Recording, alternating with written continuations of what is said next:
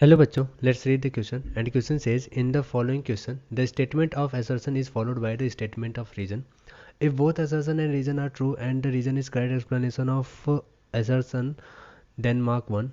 Second कह रहा है if both assertion and reason are true but reason is not correct explanation of assertion then mark 2. Okay, if assertion is true statement but reason is false then mark 3. If both assertion and reason are false then mark 4. assertion क्या कहता है?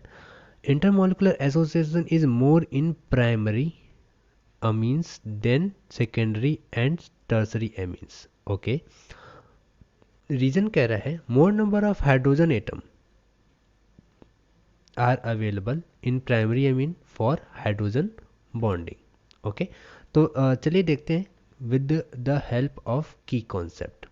आखिर की concept क्या कहता है? हम बात कर रहे हैं की कॉन्सेप्ट की.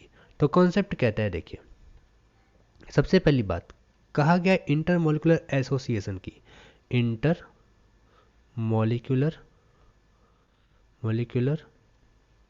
एसोसिएशन.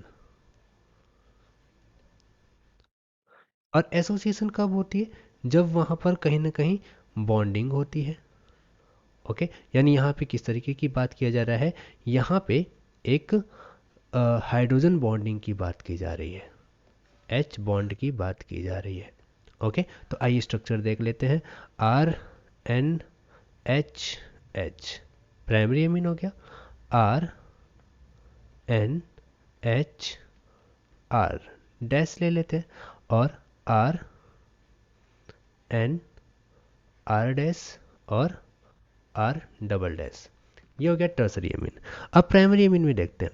प्राइमरी एमीन में दो हाइड्रोजन प्रेजेंट है हाइड्रोजन बॉन्ड बनाने के लिए. क्या बनाने के लिए? हाइड्रोजन बॉन्ड बनाने के लिए.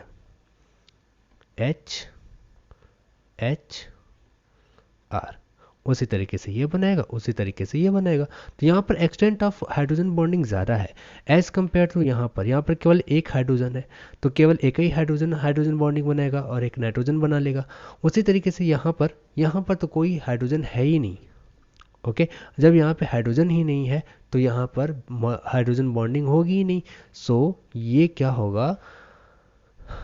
प्राइमरी में इंटरमोलिकुलर एसोसिएशन ज़्यादा है as compare to secondary and tertiary because primary has more number of hydrogen atom followed by secondary and tertiary. यानी यहाँ पर क्या है कि assertion के साथ साथ reason भी correct है and reason is the correct explanation of assertion, then our first answer will be correct.